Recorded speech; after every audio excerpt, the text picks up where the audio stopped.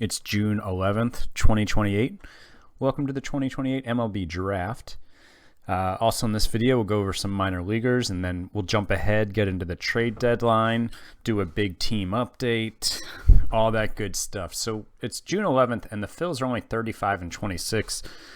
Pretty mediocre for the Phillies, a .573 winning percentage, 8 games back. We started terribly. We were below 500 in April. We've had a couple big injuries. We'll get into all that. Probably once we skip ahead to July later in this video, but it's been a tough season. It's been a tough season, but hope is alive. We're still a really good team. We've been making a run.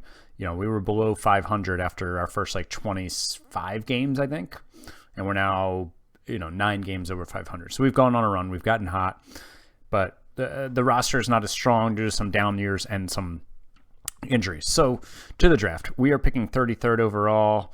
Oh wow, the Emperors have 2 supplemental round picks. Look at these lucky guys. And then we pick 35th in the second round, and the third round we pick 29th. I will be doing those 3 rounds in this video, and then, like I said, doing the minor league update and an update on the team, and we'll jump ahead to the trade deadline. The rest of the draft, I believe I shortened it to 25 rounds this year. Let me see, does it tell me here? Yeah, 25 rounds this year. I shortened it by 5 rounds. The rest of the draft will be available for my patrons to watch if anybody's interested in seeing that. Let's go ahead to the draft. Mock draft. Let's see. So Marco Gomez, first overall pick. I don't like his low work ethic and intelligence. Love the ceiling, but the floor is pretty low for a 21-year-old. Tim Rifkin, I like this guy better with the high work ethic. The changeup, I think that's good enough now. I think it'd be fine if it just stayed like that. Hopefully the control will come along. I like him better than Gomez. Danny Lehman, I think I like him better than Gomez now. He's got the 3 pitches already. He just needs this stuff and this control to come up. No sure thing. I think this is my favorite guy right here. Jeremy, we'll call him Jeremy Kurt. Looks like he could be an above average hitter with a potential gold glove center field. That'll do. That'll do just fine.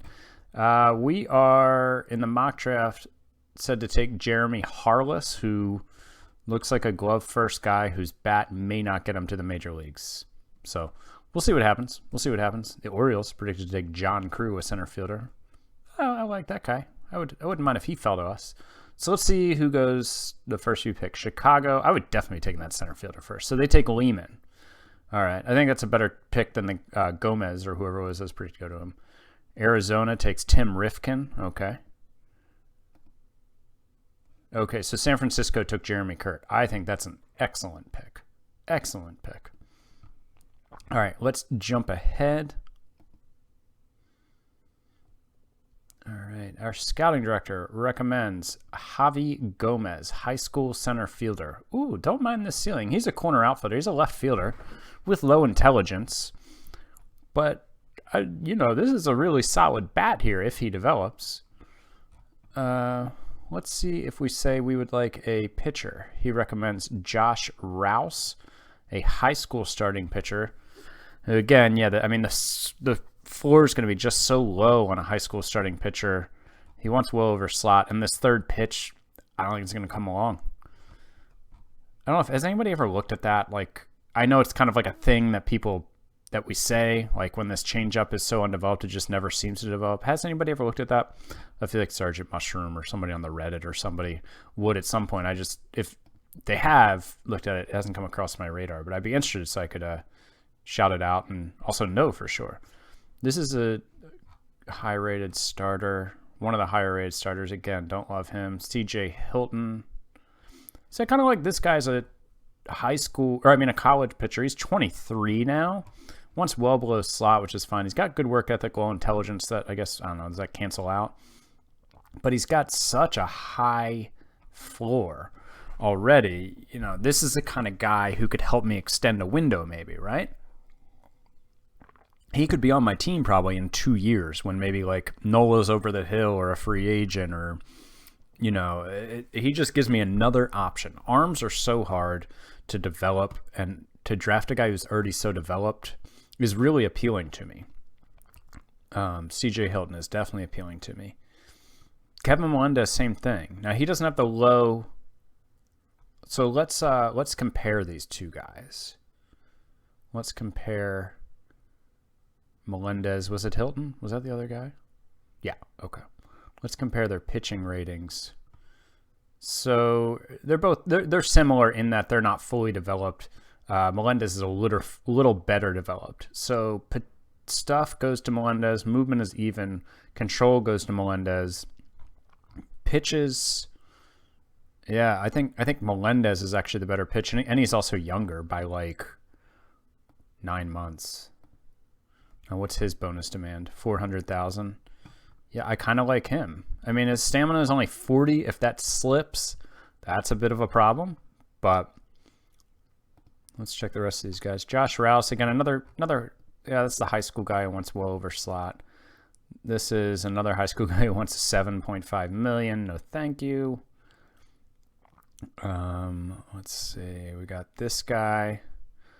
Yeah, I mean, at this point with, I say never draft for need, but at the same time, with where my team is right now, I think drafting guys who could be to the majors in 2 to 3 years makes some sense. So I think Melendez is my favorite pitcher for sure. Javi Gomez, yeah, I mean, I like him, but I don't know. I don't think he's a star player. He's going to struggle to have a solid defensive home. Like, he's going to be a first baseman, left fielder. And with such a low ceiling, that's such a risky pick. So, this guy actually, I mean, I know the bat looks unimpressive, but this reminds me of Pantoja, who is on my AAA team. Let me find him. Who I drafted several years ago in the first round. And he's up to AAA. And, look, he's developed some, I believe. Look where he was when I drafted him, though. 35 out of 40, 35 out of 45. So his eyes going up by 5 potential. Everything's going up by 5 potential. And he's almost reached that ceiling too. And he's like Gold Glove capable at 3 infield positions. So that reminds me of this guy here. Sean Blackwell seems pretty similar. Now he's a high school player, but he's very tempting to grab for me. That guy seems fine. Pretty decent bat. The low eye. The range is 65, which is pretty good. It's an interesting player. Another interesting player with high work ethic, high intelligence. None of these bats are great, but some of these guys' gloves are going to get them in the major leagues. Jeez, this guy can crush it to the gaps, huh? Ursley Long. So many center fielders here available. Low work ethic and intelligence on that guy. Man, it's like the same player, basically. This guy's pretty interesting to me because the eye is good enough that he gets it up there. He's not going to hit for home runs, and he's a corner outfielder. Can he play in the infield? No. Because the turn double play is so low, and his arm isn't good enough for third.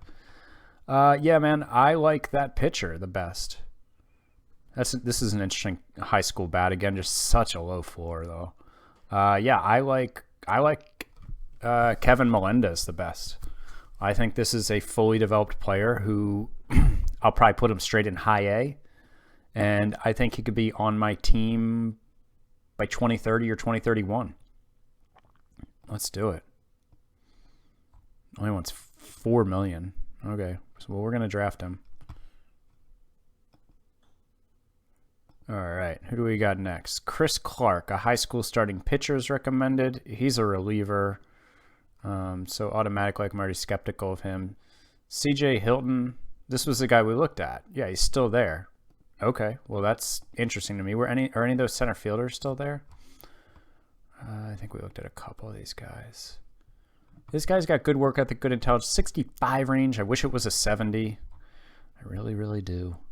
There's no standout tool with the bat, but he's fine. He's totally fine. Ursley Long.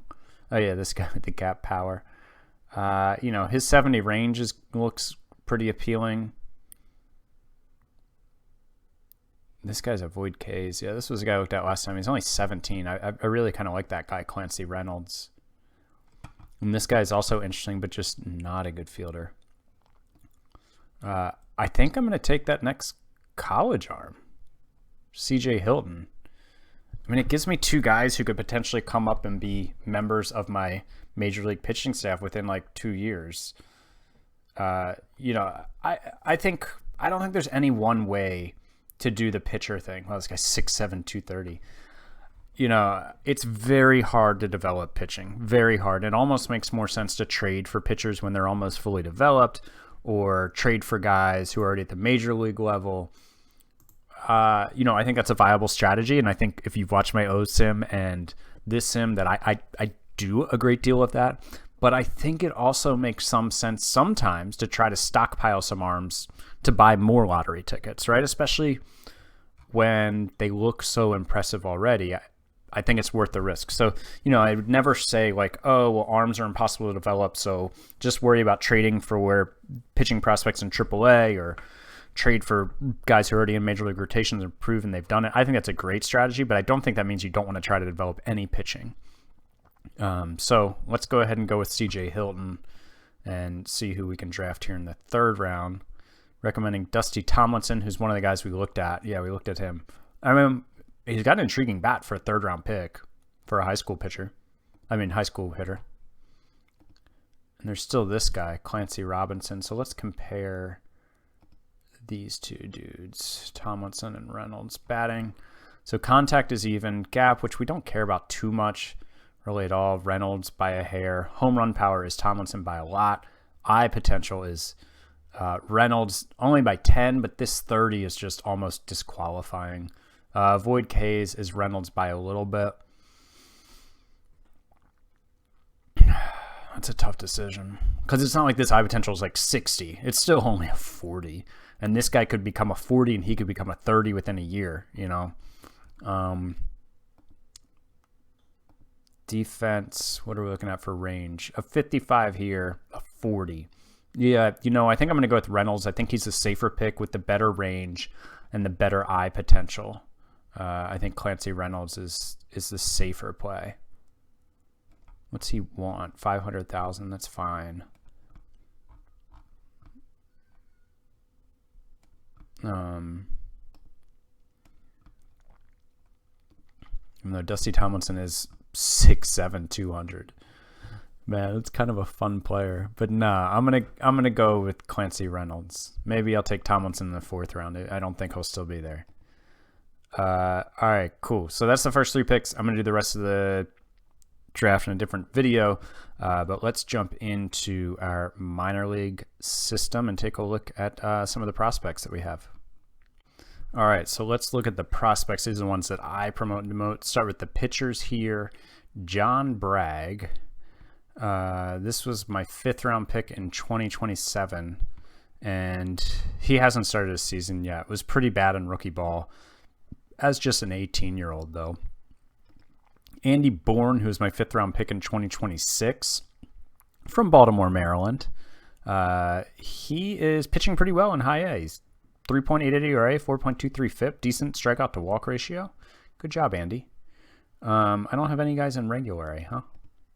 Or low A. Joel Billings, who was my 4th round pick in 2025. Doesn't look great according to my scout, but he's pitched well everywhere he is. And he's in Double A now with a 2.56 ERA and a 3.82 FIP in 63 innings. Doesn't strike anybody out, but keeps the ball in the yard.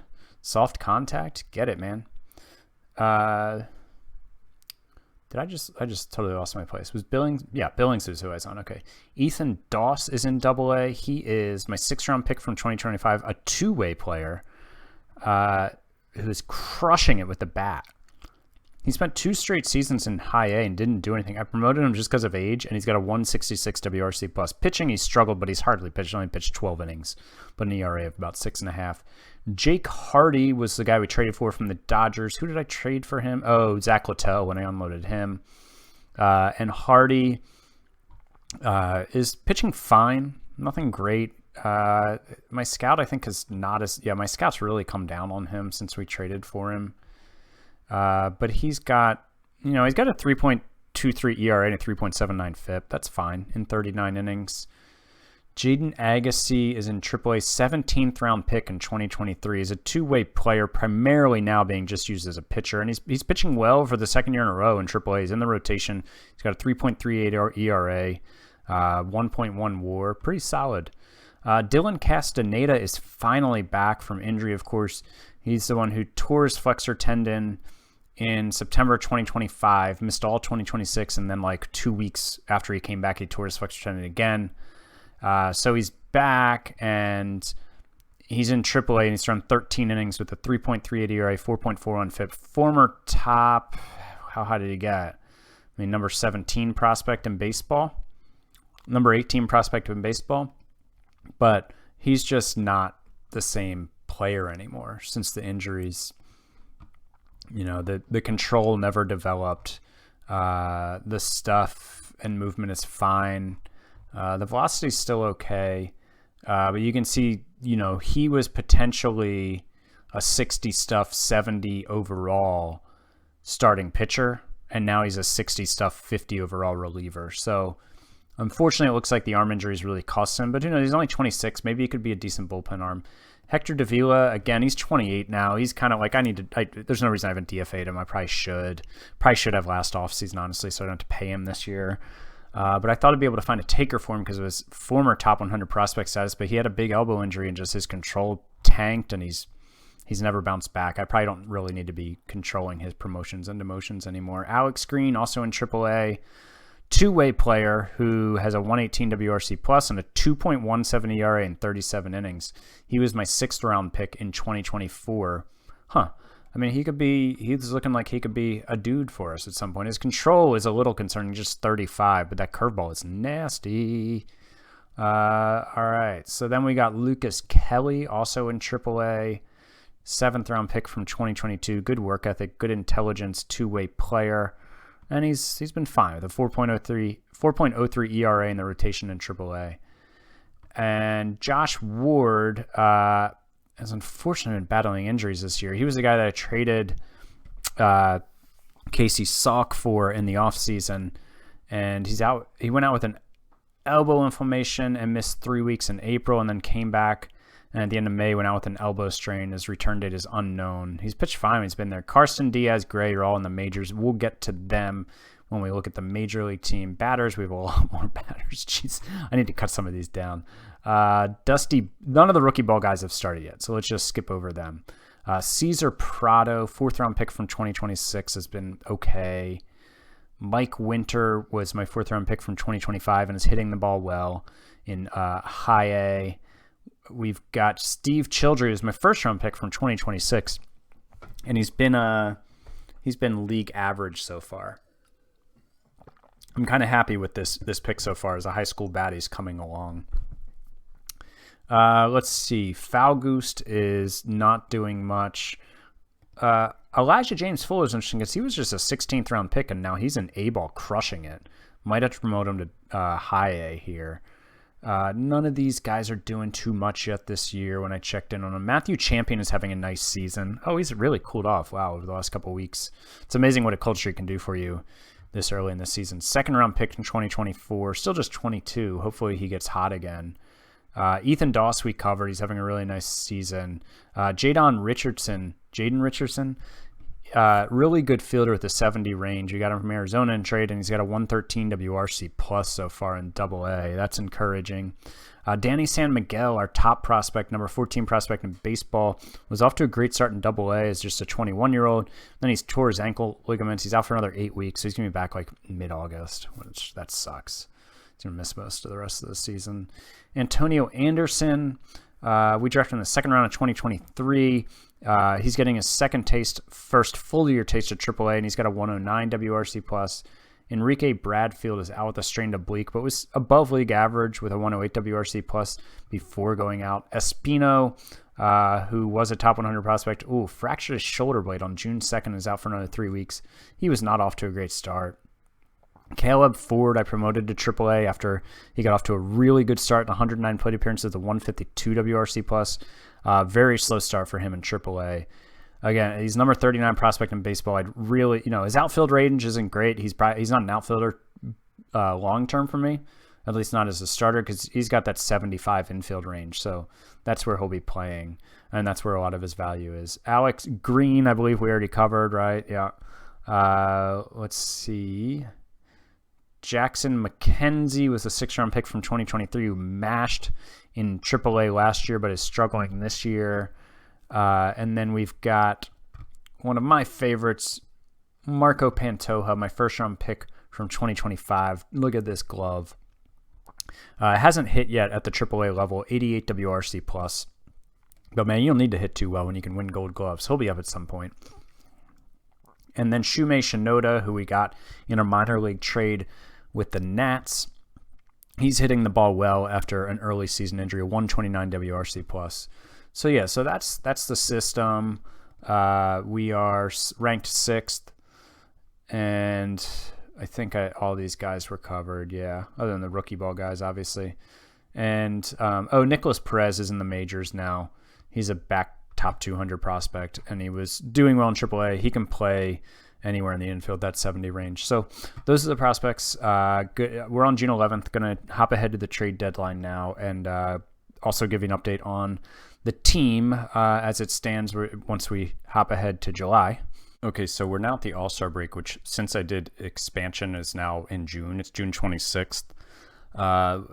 We're 43 and 32, 8 games out behind the Padres. The reason I'm doing it now is because I think I'm going to make some trades sooner this year, just because I want those players on my team sooner to try to make up some of this ground and also not fall out of a playoff spot because we're only a losing streak away from doing that. So 43 and 32, expanded standings-wise, we are 46 and 29, 3 below our Pythagoreans with our plus 89 run differential, driven primarily by this 9 and 12 record in one-run games. So just to look at the team overall, you can see April was really bad. We went 10 and 14. Since then, we've bounced back, been more Phillies, like 19 and 9 in May, 14 and 9 in June. We're 2nd in runs scored. We're 1st in OPS. We're 1st in walks, 2nd in home runs. We are 5th in all the runs categories: ERA, runs allowed, starter, bullpen, ERA. Let's see. We're 4th in BABIP, 2nd in defensive efficiency, 2nd in zone rating. So the fielding's still good, but not top of the league like it has been some seasons recently. The pitching's, I mean, we've run into issues. And the first issue is Aaron Nola is out for 12 months with a torn UCL.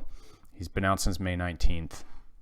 So, we struggled when he was here even. We've gotten better since we've gotten injured. But, I mean, he was on the way to another Cy Young defense, I think. 9 starts, a 2.76 ERA, 3.44 FIP. He won't be back till, like, next June. And he'll be 36 years old and in the last year of his deal. So, Mick Abel also out 11 to 12 months with a torn flexor tendon. He was putting up a 3.98 ERA, 3.87 FIP. He was off to a good start. So, obviously, that's left us a bit shorthanded pitching. Let's just go through this rotation. Trevor Rogers has been an absolute beast for us. I mean, he's on pace for 6.2 WAR. He's got a 3.06 ERA, 3.05 FIP. He's been awesome, and we've needed him to be awesome. Man, Edward Segovia, how the mighty have fallen. You can see he's down to just a 45 overall. OSA basically agrees and has him at a 50. He's put up a 6.33 ERA, a 5.58 FIP. He's walking 6.1 guys per 9, which is almost double his career rate. He's striking out fewer guys. This is bad. So you can see he kind of peaked back in 2024, right? And then in 2025, he fell a little bit more. So, I thought, okay, he's not going to have a sustained run as like a perennial Cy Young contender, but he hasn't had an injury. I didn't think he'd fall this hard. But I think his statistical decline is legitimate based off of his scouting decline. I tried to put him in a trade or two. I was looking at trades, and they said, I will not trade for an overpriced veteran. So then I said, all right, let me see if I can just shop him. And I shopped him. I asked for any prospect retaining 50% of his $12 million salary, and I got 0 bites. I mean, this is a guy who's an all-star in 2025. We're in 2028.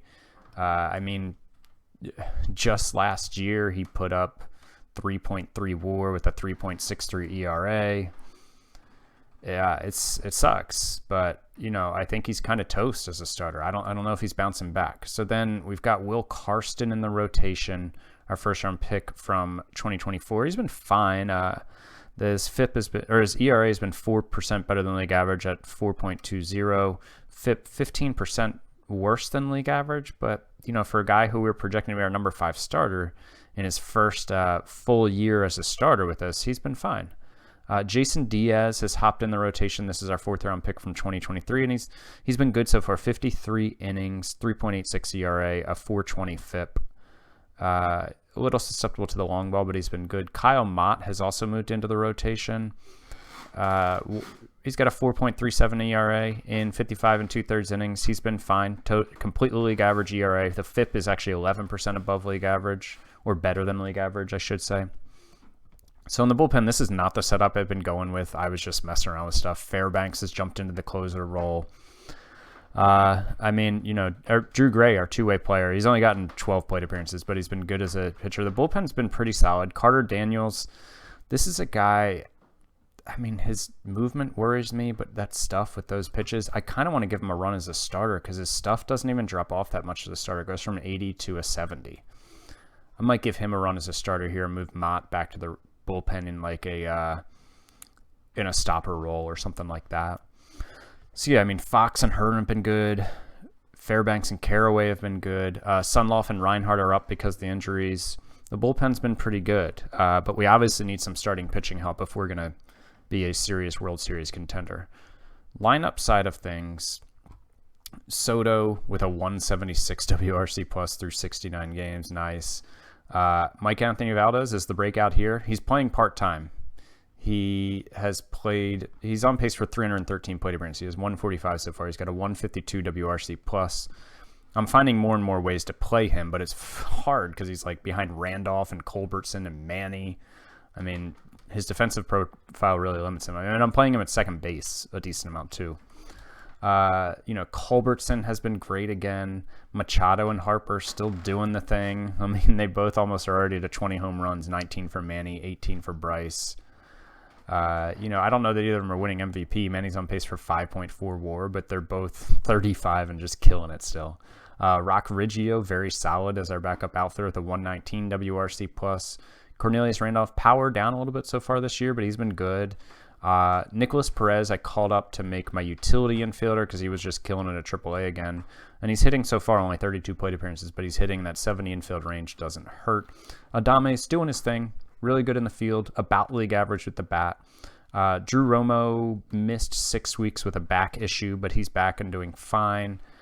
Bryson Stott was really, really, really bad the first 2 months of the year. You can see his slugging in April was 198. His slugging in May was 299. He's back on track in June with a 419 on base and a 534 slug.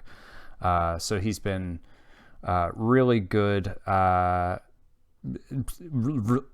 get the words out. Lately. I was trying to say some combination of recently and lately, and it would not come out. Pache, so he's. Let's look at his splits here. He was okay in April. He was good in May. He's really tanked in June. He had a down year offensively last year too. So he's not hitting as well, but his fielding is still really good, right? 8.1 zone rating in 67 games. Like, he's won 4 Gold Gloves and he's probably going to win another one this year. So, obviously we want him to be better than 25% below league average with the bat. But if he can put up 2.4 WAR just because of his glove in center field, we'll take it. He's got 2 more years left at 18 mil after this year. Then Drew Gray hasn't played much. Hedges has played some. Looking at the 40-man real quick of just other guys who have been up this year. Luke Ellis has been up. He's now in AAA. He was really bad again. He's been roughed up. Both stints up with the big club last year and this year. Josh Ward has been hurt, so he has not been up. Davila is really a non-factor at this point. Castaneda did his rehab assignment. He was fine. I'm just not sure that he's going to be a guy who is a difference maker for us, which is disappointing. Ali Sanchez came up when Romo was hurt and put up a 48 WRC plus and 142 plate appearances. McKenzie has not been up. Nunez I sent down after he put up an 80 WRC plus across 53 plate appearances. Anderson has not been up. Delandry has not been up. Bradfield's been hurt. Espino has been hurt. Neither of them have been up. So that's how the team is doing. Obviously I need pitching. So let's look at the trade deadline, or not the trade deadline, the trading block and the trades I've kind of been working on, because we need some help here with basically, it's basically like I'm down 3 starters. I'm down Nola, Abel, and basically down Segovia, and I've somehow survived to win a 573 winning percentage. So thankfully I have some depth with some adequate starting pitching here, but not difference makers, not championship winners. So we need to look at acquiring some of those. So looking at the starting pitching market, starting with the trade block, there's not a lot out there. I mean, you can see the overalls, there are 250s and then a bunch of below average guys. And of course, the overall rating isn't always the best way to evaluate players, but in big groups, I think it can definitely be helpful. Garrett Cole, it'd be cool, like, oh, let's like squeeze the last drops out of Cole's career. But I mean, he's in AAA right now. He put up -0.1 WAR last year in 91 innings for the Yankees, who then traded him to Cleveland, and he apparently passed through waivers. So yeah, I mean, I just don't see it. Or is he on? Oh, he's on a rehab assignment. Okay, and he's wrecked injury. What is he coming back from? The elbow tendonitis? Yeah. And he had an elbow strain last year, sore elbow. Look at all these elbow issues. So yeah, no thank you. I don't have any interest in jumping on the Cole train. I mean, Tyler Thomas is hurt. Frank German, or Herman if you prefer. I mean, there's just nothing really all that helpful here. So I went to the free agents to look at the pending free agents or upcoming free agents, and there are a couple interesting guys. Cease is interesting, but he's out for 11 months. After that, it goes downhill. Johan Oviedo is interesting because of this movement. Obviously, I like him, and he's an upcoming free agent. Could possibly look at him. The one huge difference maker here is Luis Patino. Now, I looked at a trade last year at the trade deadline for Patino. I don't think I put it on the video because I just decided the Rays were in the hunt, and I didn't think it would be realistic for them to do it. Now, they are in the hunt again this year. They're in a playoff spot. But Patino's in the last year of his deal. They're not going to be able to keep him because they're like $24 million over budget. And so I honestly, I don't know if the Rays would make this exact trade, but I could see the Rays in the middle of a pennant race being like, yes, we're going to trade our starter because we're going to save money and get players back that we like. And then we'll just call up some guy from AAA who's going to come in and pitch 3 innings as an opener, strike out 9 guys, and then we'll go to our bullpen. Total Rays thing to do. I mean, look at their budget. Their budget's in trouble. Patino's a pending free agent. So when I first did make this work, now they were willing to do it like straight up for a few of my pitchers, one being Mick Abel, who's out for the year. I didn't think that was necessarily realistic, but they were willing to do it for Kyle Mott.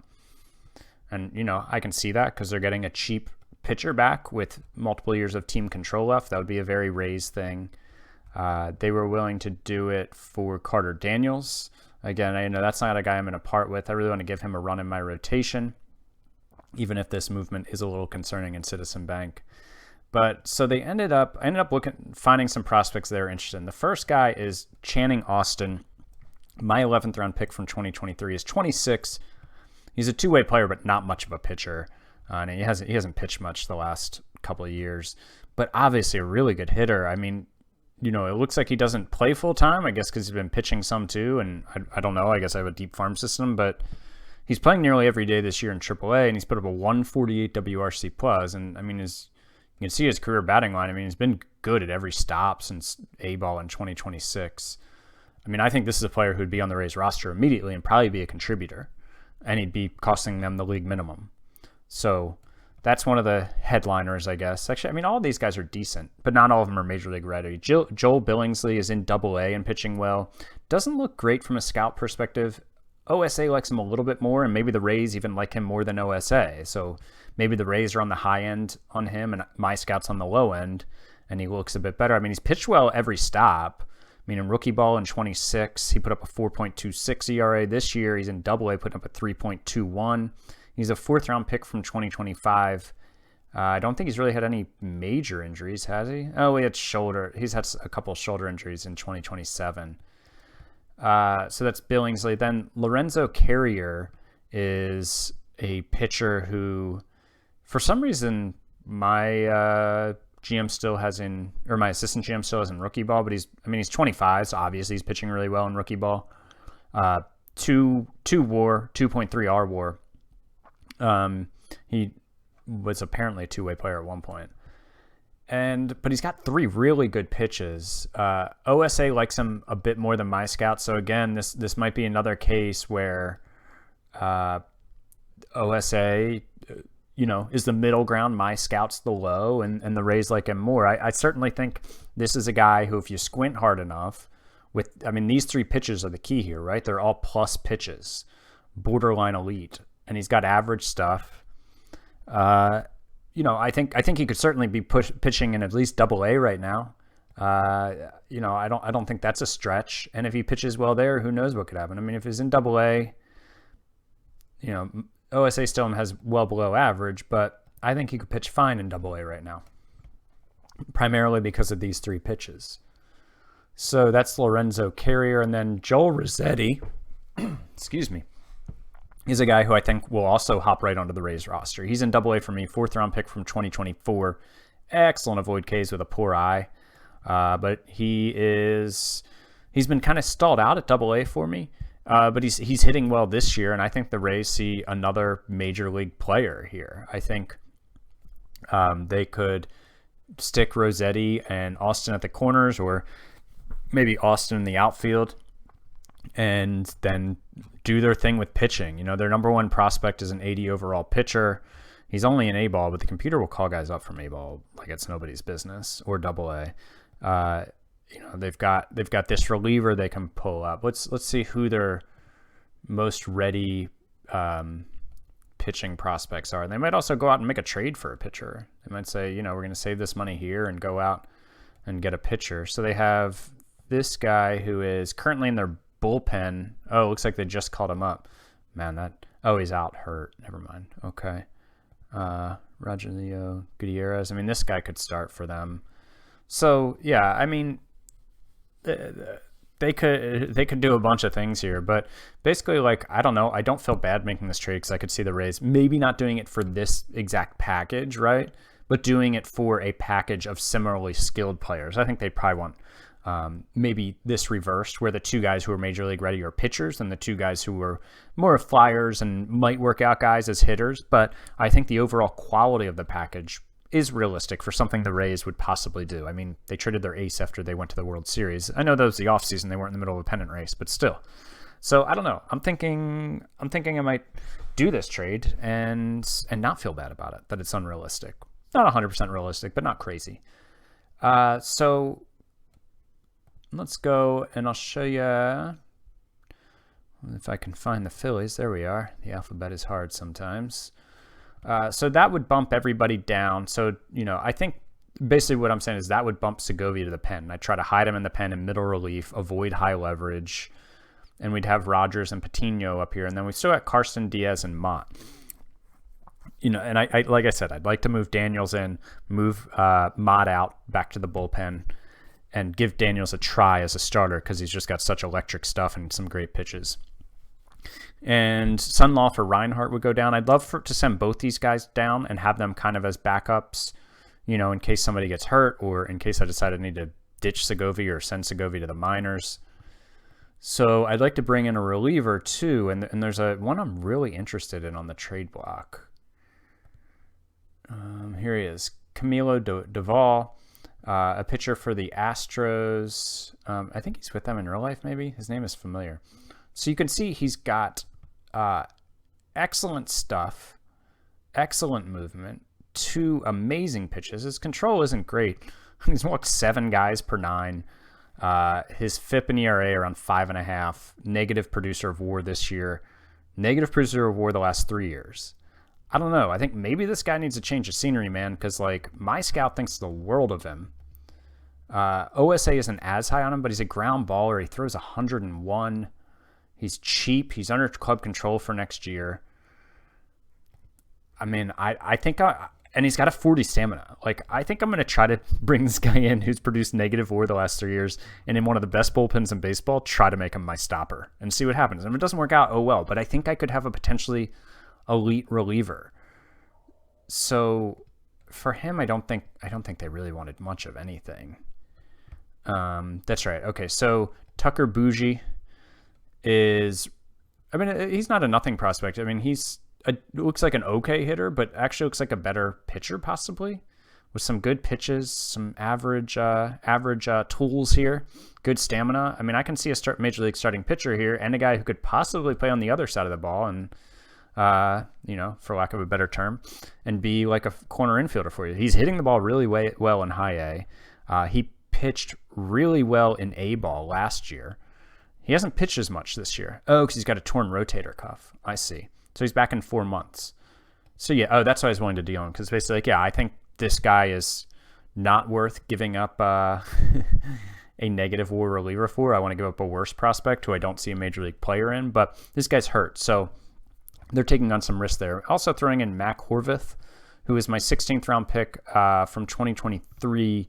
Good fielder, could be a decent utility infielder. I don't know if the bat's going to play, but he's another guy who I think could possibly pitch in the bullpen. He's got 2 good pitches, got good control. The other tools are playable.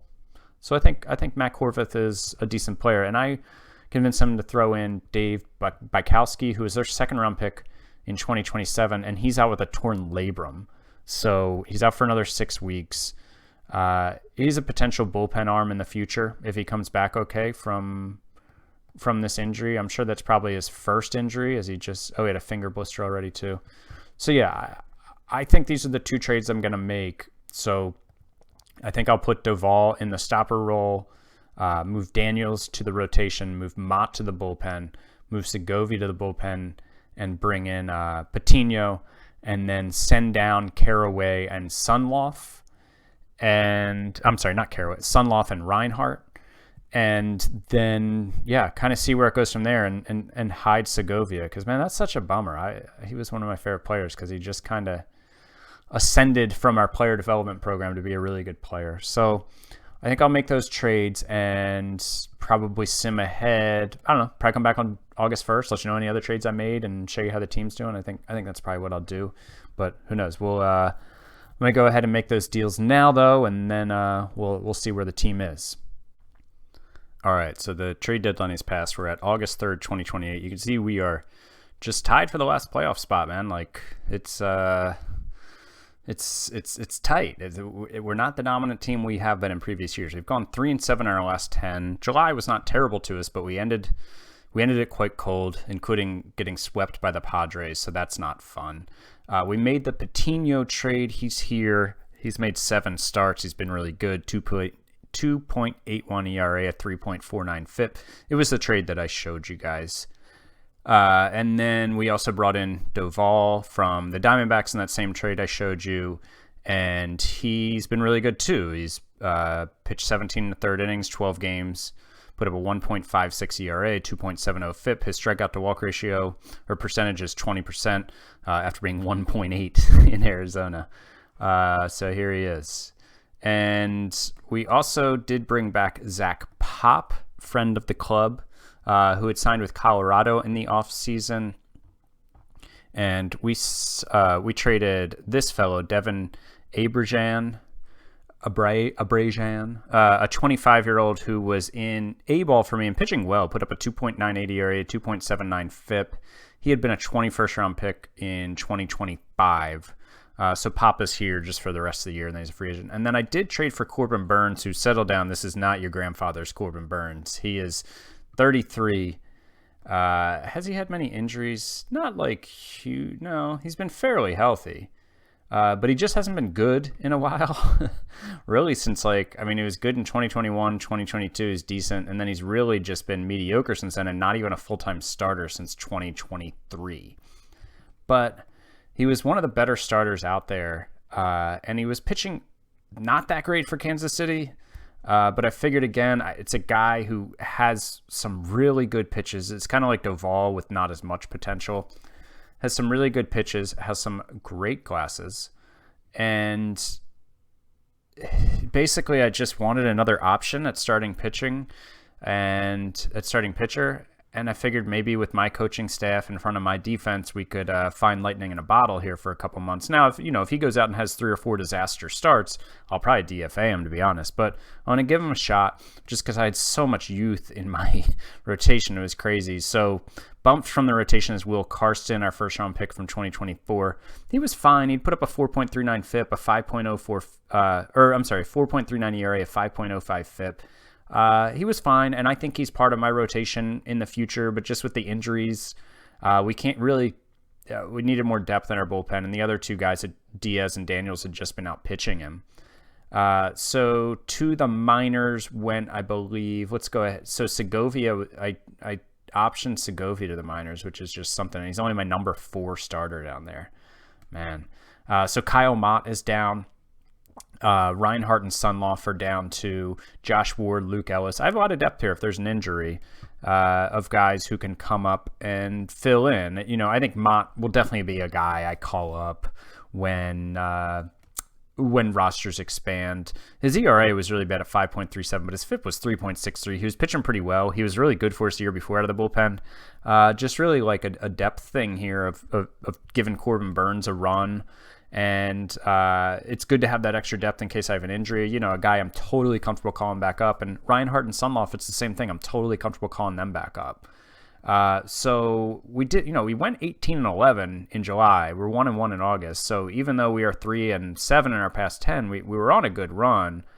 But July could have been better to us. Let's go ahead and we had a couple guys play really well and a couple guys play badly, which is probably just how it goes over the course of a season, month to month. But I can't help but feel there's another gear that this team has. Randolph and Machado were just amazing this month. Stott, Riggio, Culbertson all did their job. Romo was solid. Adames was solid. Now Harper with the 88 WRC plus, Soto with a 68 WRC plus. Those 2 guys I need more from with being on the playoff bubble. Pache, man, his bat has really just fallen off the last couple of years. He's still playing good defense. Valdez slumped that month. Hopefully he can pick it back up and finish strong. He's still had a decent season overall. So, yeah, so here we are, 62-46. This is our offense and then our pitching staff. Obviously, we're going to give Corbin Burns a few starts, but, we'll maybe put Drew Gray in the rotation or call Kyle Mott back up to start if we need to. And just kind of go from there. Hopefully, yeah, this is the first season where at the trade deadline, things have seemed a little bit in question of, are we even going to make the playoffs? So thanks for watching, and hopefully the next video with the recap at the end of the season, hopefully it's happy times and we're back in the thick of things here in the upper part of the playoff picture instead of on the bubble, and hopefully not on the wrong side of the bubble. But talk to you guys next time, and again, thanks for watching. Bye.